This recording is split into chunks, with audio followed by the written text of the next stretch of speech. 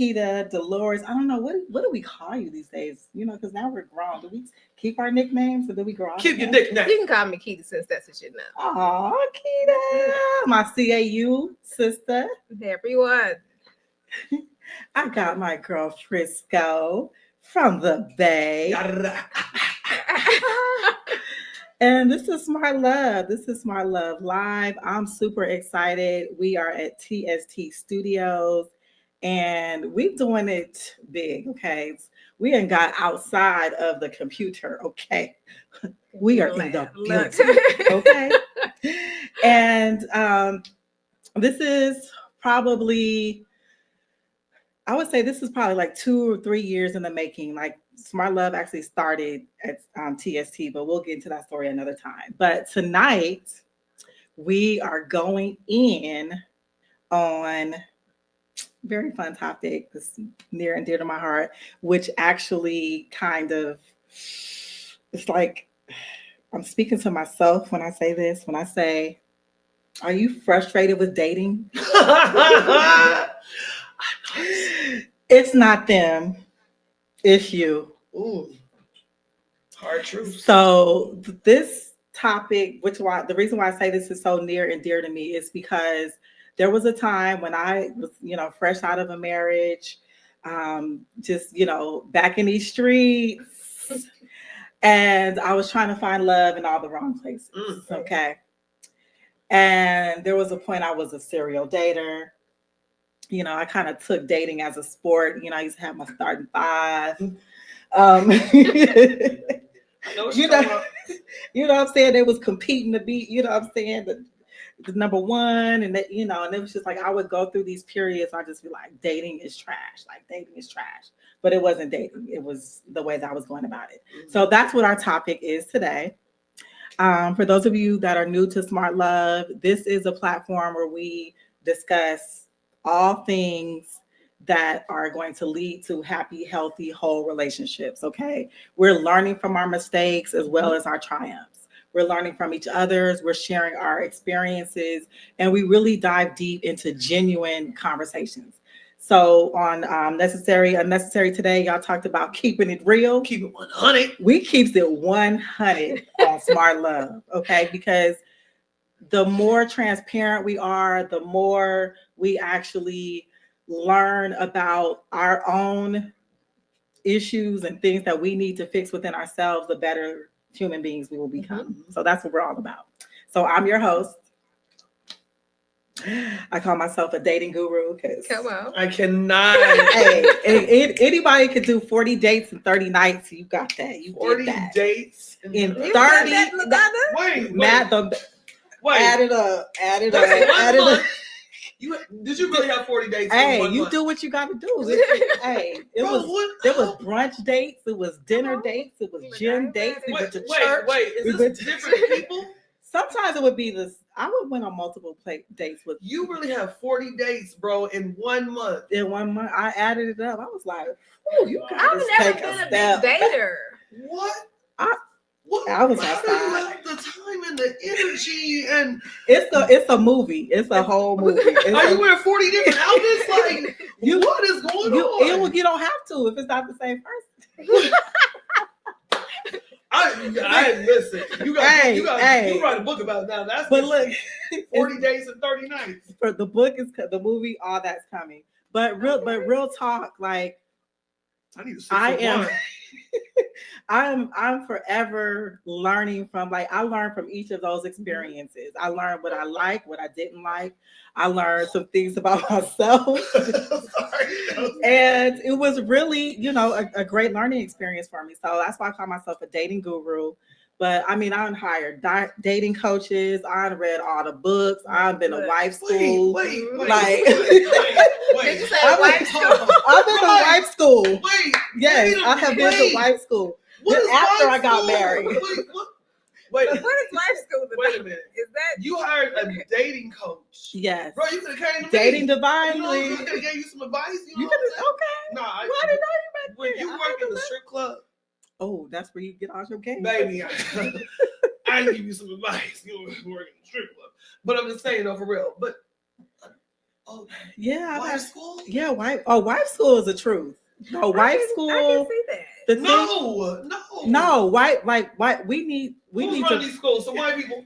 It's a white people school. No, it's not. But the thing about wife school, the things that I learned about men in life school and wife school, really, it kind of changed the whole way I think about like even dealing with men. Like it's like she taught us about the fact that men, when they feel disrespected, that's like a sign of not loving them. Exactly. Like our love is like, we feel love like emotionally, like physically, like disrespect for them is like that's the utmost. Yeah. You know what I'm saying? That like hurts them to their heart and like emasculating them.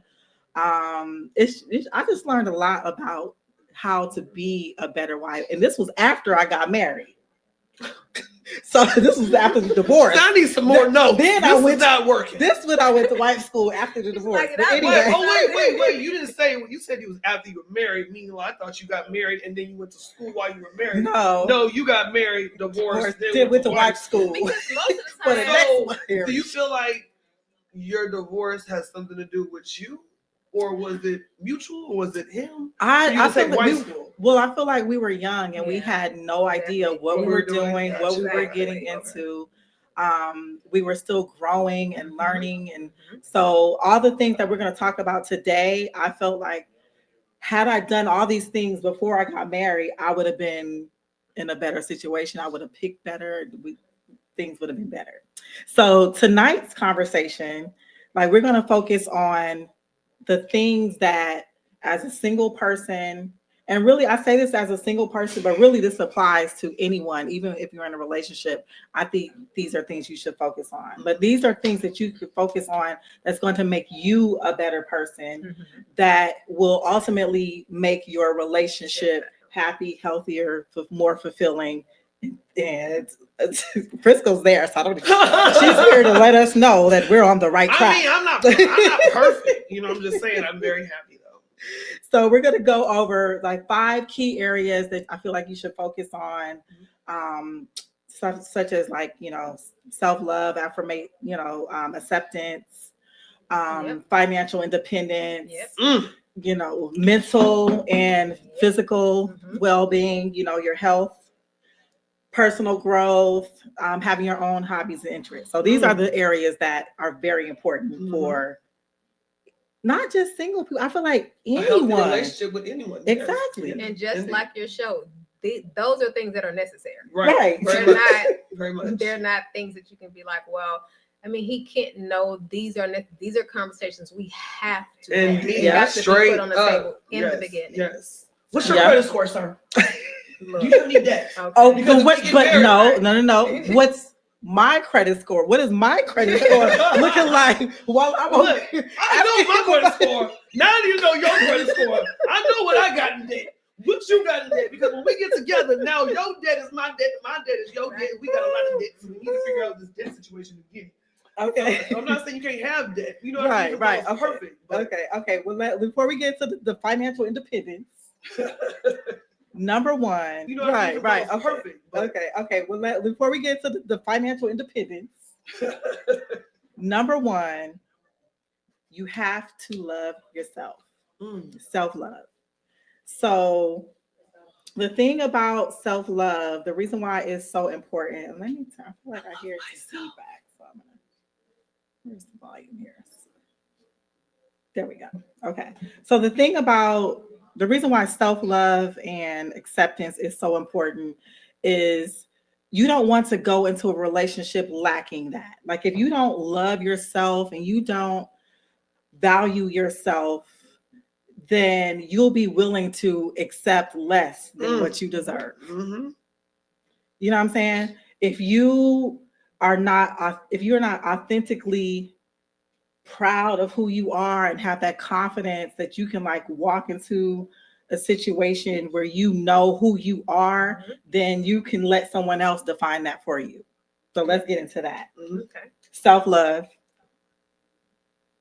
What does it mean? Like, what does that mean to you? Like, and how has your experiences shaped? Self-love to me, like you said, it's always been knowing who I am. I've never moved to the beat of anybody else's drum ever, even as a child. So I think for me, just really, like you said, knowing your purpose, knowing your vision, it brings everything to full light. Because if you walk into a situation where it's not something for you, when you know what you want, you can step into a room and like, oh, I don't need to be here, or this is not the person for me. So energy. That's just always been exactly energy. Because people, I think like for years, people were like, oh, keep that same energy. And most of the people, like I was saying before, they don't even know what these words mean. Right. And it's something that's not even given or destroyed. So you literally can walk into a room and a person, those things are palpable. You can feel somebody. We've all been in a relationship when you're like, hey,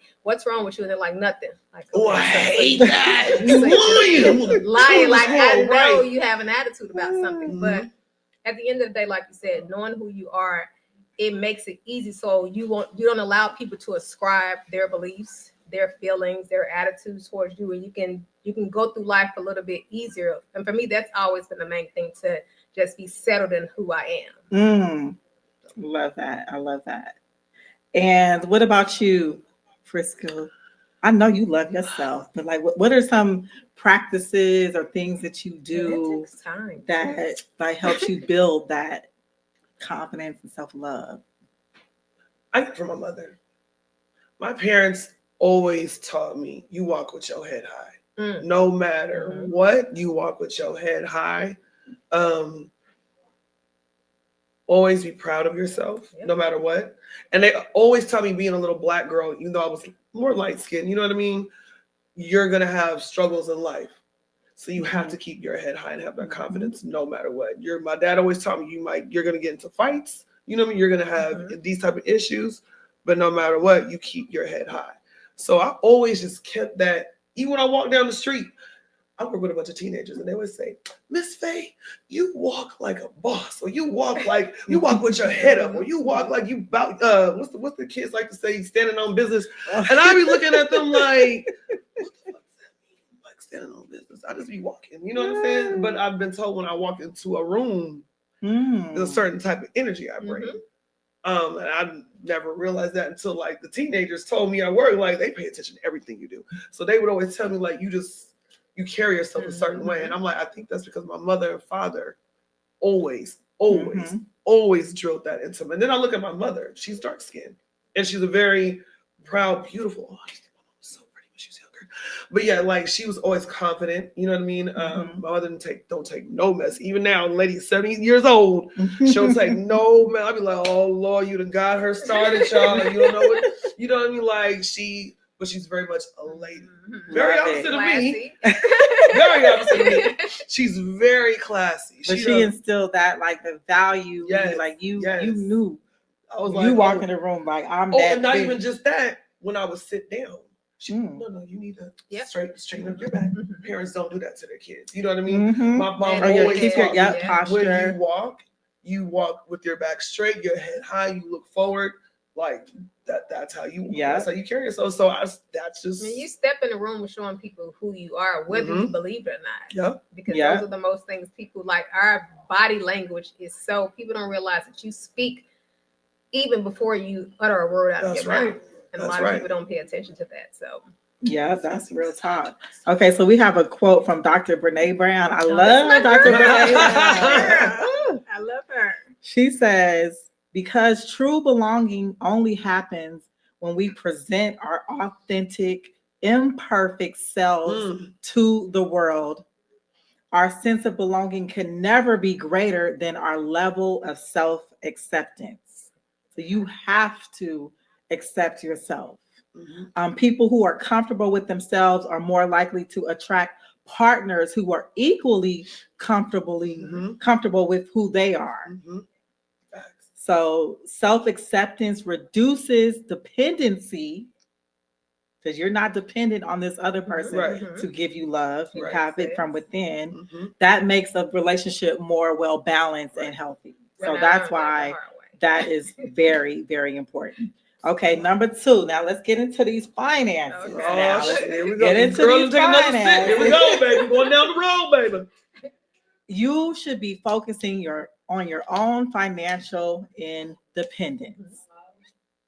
You should not have to be seeking a relationship to have the life that you want, the things that you want, go the places that you want. You should not stay in an unhealthy relationship because it provides the things that you want, and you can buy the things that you want, and you got some help. Build it on your own. That way, whatever relationship you get into, it's authentic because it's not a financial need. Okay.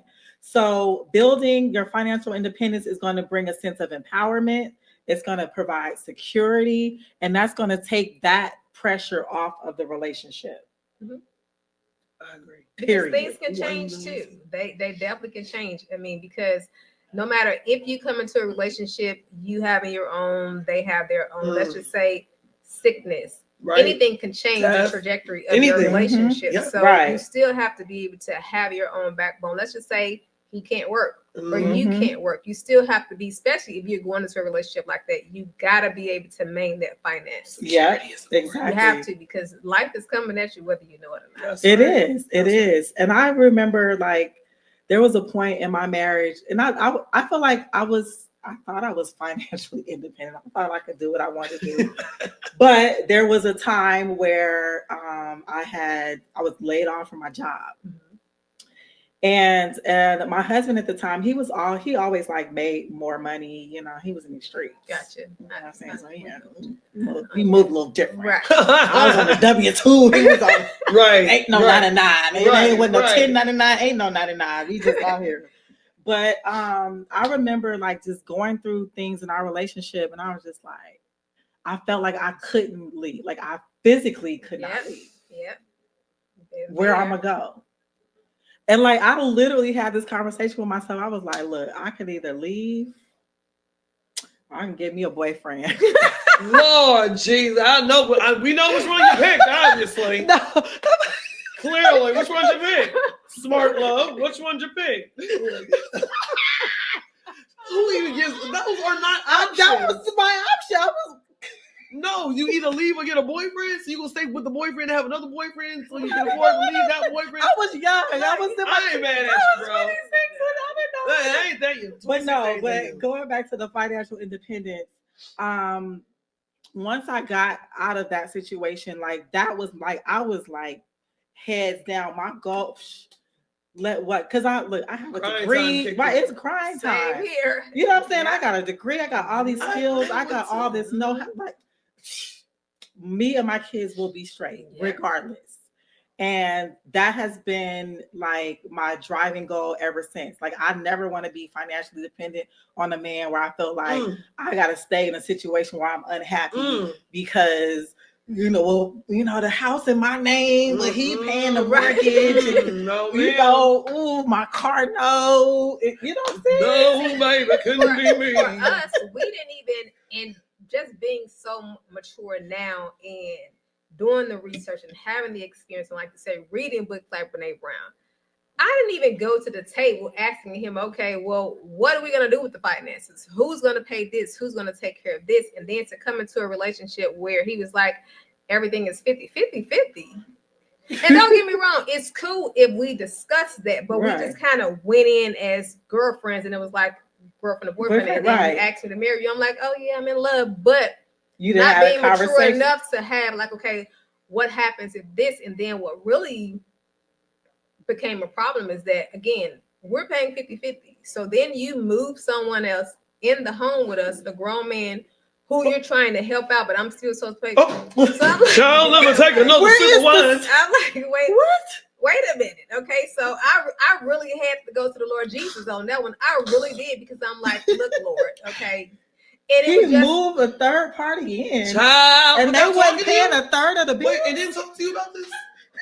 We're taking another sip of the wine. We had the conversation, but that was the immaturity and the unawareness of me knowing, because you think when you have a partner, you guys are making decisions, everything's gonna be okay. But then, and I'm like, now wait a minute, I gotta give you 50 when he's not giving. Oh hell no! And I'm cooking and cleaning the house and everything. So that finances was one of the things that really that will tear a relationship people apart. Don't realize finances are a major step that can make or break your relationship. Sure will. Yeah, they say exactly. it's like 60% of relationships or something like that in because of finances, because people don't talk about them. And we have to talk about We them. have to talk about it. We're going to talk about this up front. What? Exactly. Up front. Listen. Like, okay, so like how is this going to go?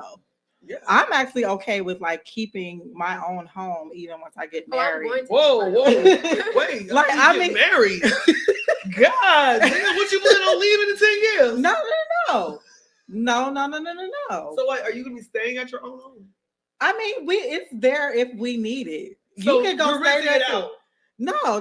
Yeah, it's gonna be rented out, Airbnb. But like, no, I'm not giving up all of mine. We are going to build together, but whatever you had, keep that going. Let's add that to the pot. Whatever I had, keep it. This too many times women will sell. Okay, I'm gonna sell. I've seen it, and then it don't work out. Yeah. Absolutely not.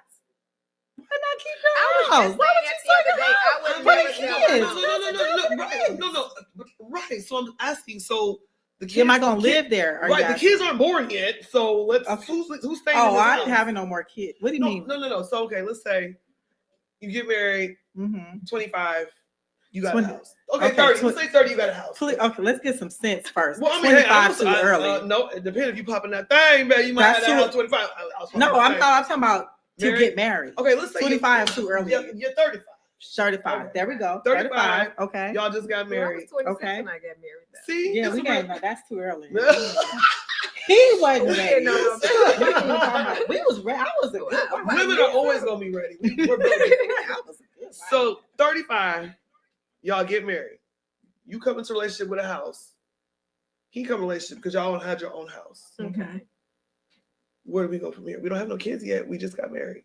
So are we going to sell our houses, or are we going to rent them out and keep them and pass them down? Or this is something we're going to be paying on continuously, another bill, and you see what I'm saying? And then our kids get 18. Oh yeah, they can move into the house. Let's talk about it as a couple. Let's talk about it as a couple. What makes more sense? Do we want to live in either one of these houses?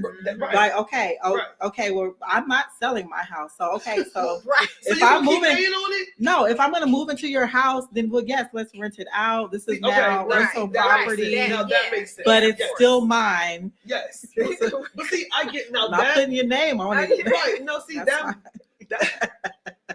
makes sense. You put my name on this one though. Well, if we living together, because we're living together. This is our house. You're damn right. That's mine. Because when you want to start acting a fool, nigga, you're not gonna be like, get out of my house. No, guess where I'm going. Guess where I'm going. My house. It is nothing like having your own. It's really nothing like having your own. I mean, because it's kind of like when you think of a car. I mean, that's a little different, but.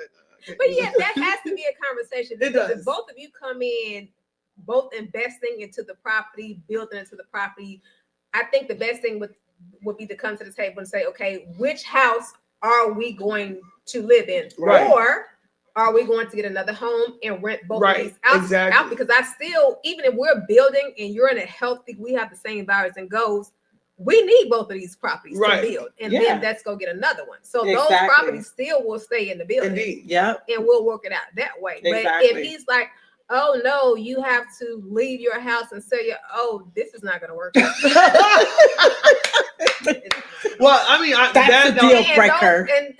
I'm like, I'll rent my house out. I'll rent my house out. Right, but I'm gonna keep my house that I bought and worked hard for. Exactly. Because now we're getting into knowing flags. Control issues. Yep. There we go. There we go.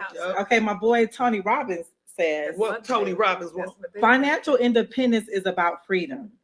Yep. Not just from debt, but also from unhealthy relationships. Yes. It gives you the power to say no and leave when you want, when you need to, and yes, where you want to. Yep. Because I have walked people to the door and be like, sir, and they're looking like, what are you doing? You need to leave. And I'm serious. I don't need to say anything else because what you just said out of your mouth, we're not doing that, not in this building that I paid for. And it's not even about, and I have to say that I pay. And I have to keep, because sometimes we can be so independent as women. And it's not just about I have my own and all that. It's just that if we're going to build together, we're going to have the conversations as independent, having independent homes. And you're going to respect me in my home and I'll do the same for you. But if you think you're going to come into my home and disrespect me, right. I don't even have to explain to you why you're coming to the door. Right. I literally have done that before. Like we got into an argument and I was just like, come here. He's looking like what? And I open the door and I'm like, you gotta go. I don't have time for the power in that. Oh, I'm so happy I'm not dating right now. Okay, all right, move it on. Okay, number three. We need to focus.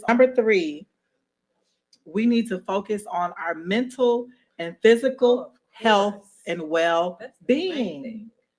Therapy. Therapy. Always. There's some healing that needs to happen from past traumas, childhood, past relationships.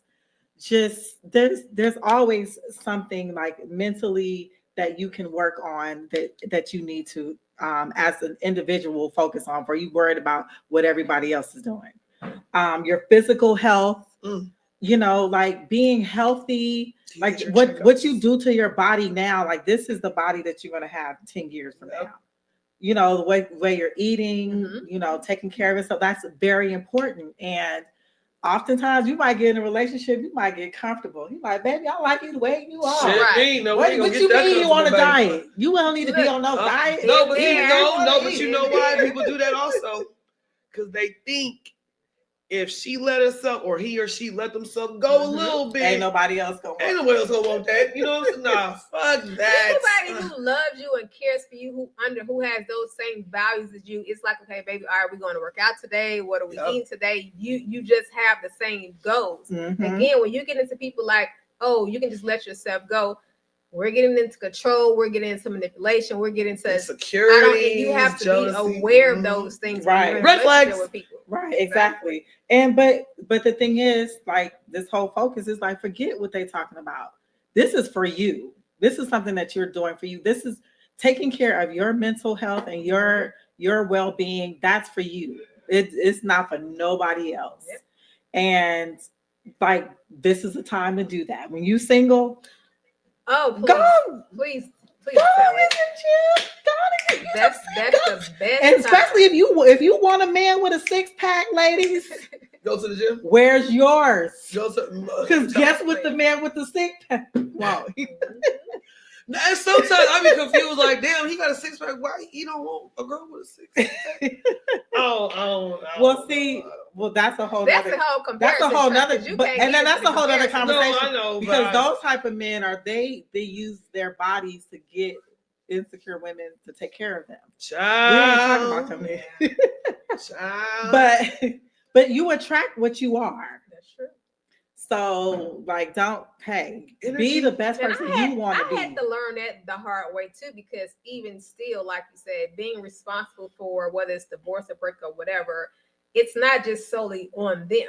Mm-hmm. Even with, I was like, God, why did I stay in this relationship so long? Why did I stay in this relationship so long? And then I realized that I'm like, Lord, you didn't love yourself as much. The amount of energy that you put into that marriage, into that person, you weren't putting that into yourself. Yeah. And I'm like, okay, that makes so much sense. So that gave him the ability to think he can do what he wanted to do, and say what he wanted to say. Because even though I couldn't see it, he still could see that I wasn't loving myself, because he knew that he was doing wrong. And it was like, okay, so you see me doing wrong and you're going to stay here.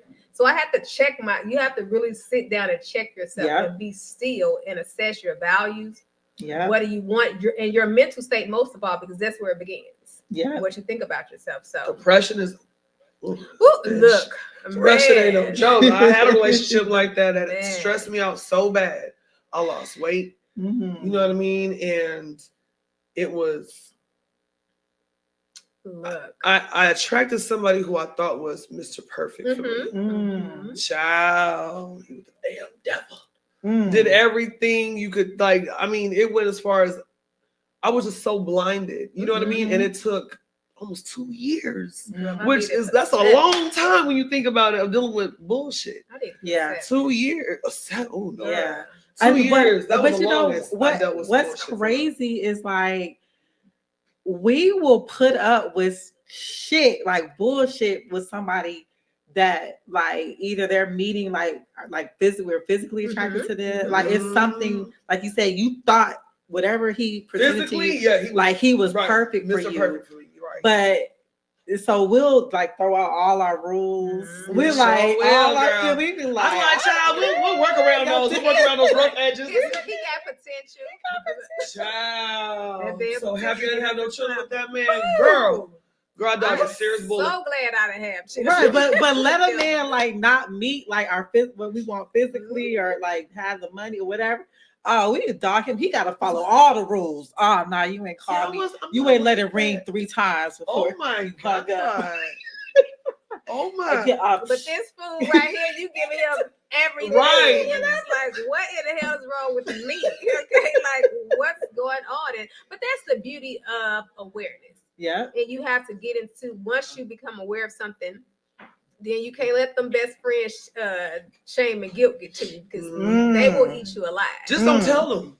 They coming for you. Just don't tell them. Just don't tell them. Like, don't worry about it. So you just have to be conscious of just being who you are, knowing. And I think a lot of times, just even in my marriage, I really didn't know who I was and what I wanted. Because when you set goals, when you know what you wanted, when something comes into your space, you're like, I don't even have to entertain you. I don't even, you see what I'm saying? Right. Like, I don't have to go on a second date with you. Right. I don't even have to say you. I don't have to get your phone call. I don't you know. I can block you. I mean. And it's no hard feelings.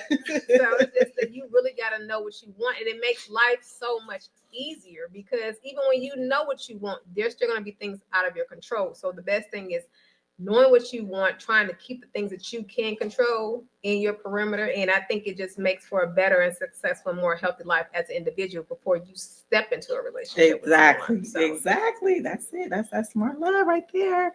So the next one is hobbies, having your own personal hobbies and interests. That is so important. Like, what is it that you like to do? Right. What do you know what I'm saying? What are you interested in? What are your passions? What are things that you as an individual want to accomplish and just enjoy doing? Like for me, like I love to dance. I love traveling. I remember during my single days, I was like, during my single days, back in my single days. When I first got back outside, I was like, I had took up golfing. And first I did it because I was like, oh, that's a good way to be good man. But I enjoy it. I cannot with you. Golfing. You think of golfing to meet men? She up there talking about, I joined the golf league. My swing, please. No, it was about being on the golf course with men, because it's not a lot of women, so it's not like competition. Get out there. There's a whole lot of women, and they got money. Exactly, because you gotta have money to golf. Yes. Put on your little skirt. It's a lot of business deals done on that golf. That's course. what they say. It is a whole lot of business. But I actually fell in love with it. Like I enjoy golf. I like being out there, especially when you actually playing around. You smoking a cigar too? You could drink. Oh yeah, I go to the cigar lounge. The air. I mean, you don't realize how much. Like I said, I've always been a homebody, so it wasn't too. I got out of bad relationships where I'm just like, Dolores, get outside. Go outside. You go know, meet some people. See what the world is about. And I'm like, okay, I love going to restaurants by myself, shopping by myself. I'll go shopping by myself. I'll just go. I'll go eat by myself. Get in the car just to ride and take a 2-hour drive just to listen to my Audible books. I love Audible books. I used to do that when I said traffic. Gonna be home from work. Man, I ain't got so much knowledge in traffic. Audible books. is the shit. Yes, Okay. it is. Whoever came up with that was a genius. Exactly. Y'all tell you, I listen to so many books on Audible, As child. much as I love a good book in my hand, it's nothing like being able to rewind. It's like, Wait, hold on. What did I just say? Wait a minute. Rewind. Pause. Take some notes. Do you understand? Bookmark it. Yeah, girl, no. Exactly. I love it. Gotta renew my feet. Hold on. Literally. And I found that I love Audible books. being single. I found, look, I ain't never been stupid now, but at school, I couldn't understand why we had to get up so early to go to school. I just couldn't. So, I mean, I didn't put as much effort as I should have in school, but now I love reading. If I have a curiosity about something, I will go to the ends of the earth to try to find out everything about it, so that I understand it. When I'm in a room, I can have conversations, because that's how you build real conversations. Yes. Yes. I mean, build relationships and stuff like that. So I love reading now. Have me a glass of wine. I don't necessarily have to go out. I did so much clubbing and stuff when I was young, like in my still love it. when I shouldn't probably been doing it. Is that when I got to college? No, that's the best time to do it when you're not supposed to do it. We was lit. I'm still lit, baby. I'm still outside. My kids will tell you, they be like, don't. my mom reliving her 20s. Yes, because I was married and settled down. Like, yeah, I'm outside. Like, My kids is just little and I'm just outside. I don't have kids. I've never really had the desire to stay at home with that. Why do people think there's something wrong with you if you don't have kids? I don't know. Well, that's for a whole nother show. That is that's a whole as a single, they're like, okay, so you look nice. You're 45. You don't have kids. Something wrong with you. Oh, damn, you don't have same thing if you're single. Like, there's like a stigmatism about being single. Everybody is single now. But you got this going on. You look good. Why are you single? Why are you single? Exactly. Ask him, why are you single? Because I'm selective. A lot of people who are married who are not happy. Right. So is that better? Do you ask them, why are you staying in an unhappy relationship? We don't want to start asking them. I've had to learn to keep nigga, why are you still here? So unhappy? Why is that okay? People business, because I'm just like, Lord, that is not your business. You know, one reason why people in married relationships aren't happy, they don't have enough sex. Ooh, that's one of the baby, because if you have enough sex. It's important. No, sex is very. It's very important. It's very important. Right. Because think about it. When you stop having sex, men have needs. Period. They have more needs than we do. So women are. And women are really. We'll start working. Our sex drive goes up too, though. Cooking, taking care of kids. You be like, nigga, I'm tired. I don't. You know what I'm saying? But men have needs. Realistically, they do. They do. That's just in there. It is a fact. I learned that from two pastors teaching that to me. Men have needs, and if they're not met, it causes a lot of aggression to be built up. Right. You know what I mean? And we kind of use that, like that's because our needs. You ain't getting no puss. Right, because our you ain't getting none. You sleeping on the couch. But it's like, and it will start with like some of our needs not being met, right? And so then like that's their punishment, and then like it just causes instead of just having a conversation, communication. People don't like to talk about. People aren't comfortable with these things, but you know why? It's about emotional intelligence. I mean, they're in relationships. They don't have orgasms. I'm like, how you? Baby, honey. My mother, you would have to know my mother. She was so classy, but she was from the street. She's like, so you gonna let somebody jump up and down? You let somebody jump up and down, and you're not enjoying the act. But you know why? Because they get to go out to their friends and say, "I'm married."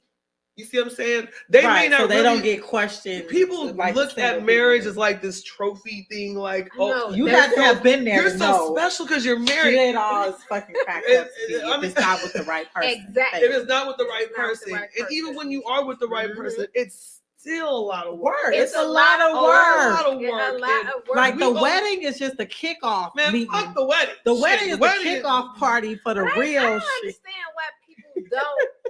I think it just depends. Y'all can have that actually. Man, I'm trying to tell you, listen. Sex is supposed to be the best part of marriage. Give me a real motherfucker. I know we ain't got to go nowhere. Listen. See, I will sign the paper right. Listen, we only married a little over a year.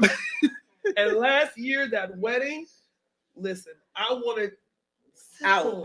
No, I wanted simple. small, had a wedding. simple child. Then my homegirls and sisters and cousins. Oh no, bitch, you about to have 10 bridesmaids. No, we They doing were paying for it. I was paying for it. Oh. But realistically, my wedding got bigger and bigger, and I was like, oh God, Right. I just want a good man. I just want to be on the beach, and I do, and kiss and go home. But it got bigger. It was beautiful. It was perfect. I couldn't complain. We were almost 2 hours late to the wedding. You know, it was. Don't ask me how. I was an hour late. My husband was an hour and a half. I got there. Said, where is this? Okay. 5 minutes. Okay. So, yeah. So. we already grew. Yeah. Yes. Okay. Well, so, all right. Number 5. To me, this makes up all of them, and this is the most important. You got to focus. 5. To me, this makes up all of them, and this is the most important. You got to focus on personal growth. Okay. So, ongoing personal growth and development.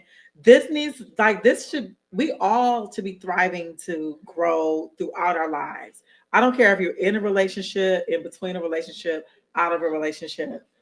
But oftentimes, especially as women, we will put so much into that relationship that we forget about ourselves. Yes. And what you forget is whoever you were before you got into this relationship, that's what that man fell in love with. Yep. And so then you get into a relationship and you stunt your growth because you're so focused on everything other than yourself. No, absolutely not. Personal growth, continue to grow. Yes. And I feel like being on that path, especially single woman to single woman, being on that path, whatever journey God has set for you, whatever you're supposed to be doing, the man that you're supposed to meet is going to meet you on that path and on that journey. Yes. The one that takes you away from it, he was not sent. That's right. By him. You'll be able to recognize that on the first day. You sure will. If you've had enough growth and development and assess your needs, what you want, you can tell in the beginning, this is not right. It was so nice meeting you. It was. That's how that goes. You are so Black for real. I really it was really nice meeting you. So in conclusion, it's all about you. Mm-hmm. Work on yourself. You can't worry about anybody else. You can't be like, oh, the dating pool is trash. And somebody peed in the dating pool. Are you? Damn, did you pee in the dating pool? Someone peed in the dating pool. Did you work on yourself? Are you happy, healthy, whole, and healed? Because you in this dating pool too that you talking about is so trash. Right. You know what I'm saying? So focus on you, and whoever, like I said, whoever you're supposed to meet, whoever's supposed to come into your life, that relationship will come when it's supposed to come. But you can thrive. You can live a happy, healthy, loving travel. Yes. You surround yourself with people who uplift you, who help you grow. Your man might be in another country, baby. He may not even be here in America. He might be somewhere else in Zimbabwe. What are you doing? Why is your passport expired? What? Do you not have an exit strategy? Did you not know that Trump was going to get elected? Oh, you started. Get the fuck up out of here. What are you doing? You worried about what's going on in Atlanta? You might need to be in Ghana. No, I'm trying to tell you. Get you dual citizenship with your new husband in Ghana. What did you doing? Have you seen the men in Ghana? Let's go. You seen the men in Ghana? Girl, if I was a married child. If I can leave you guys with anything as far as being single, I would say get healed from your traumas. Please do. Please. And understanding the definition of trust, because there's levels to trust. Yes. And we will say that, okay, I can't trust people. And you have a negative view of what trust is. So you have people coming into relationships, and now it costs them so much because you're bringing in the baggage from other people, and they're just there to love you, to be with you, and you don't even trust them because you're thinking about past relationships, and that keeps so many of us from being happy and to actually getting to the married place. So, yep. Okay. Before we close out, I see we got some people in the comments. Hey, niece. Okay, so Kiki says purpose over people. When you get in your purpose, the right people that fit into that purpose will find you. Come on with it. You better preach. Y'all need 2 men and what he say? Y'all need 2 men to add Input. No, we don't need no more men to add no more damn input. Y'all can come next show. Next show we're gonna bring the men. Next show we're gonna bring the men. But no, I want to thank Keita so much for coming out. I really appreciate you. Thank you. Our married inspiration goes Frisco. Hey, for bringing us that insight on the inside in. You're on the inside looking out. Like, I got y'all, you can get you a good man. Just hold on. Take care of you. And thank you for everyone in the comments. Thank you for joining us. And this was Smart Love. Make sure you follow me on all platforms at Smart Love Inc. Make sure you follow Keita at Spillers of the Cook. Hey. Frisco at Frisco _DA_kid. Hey.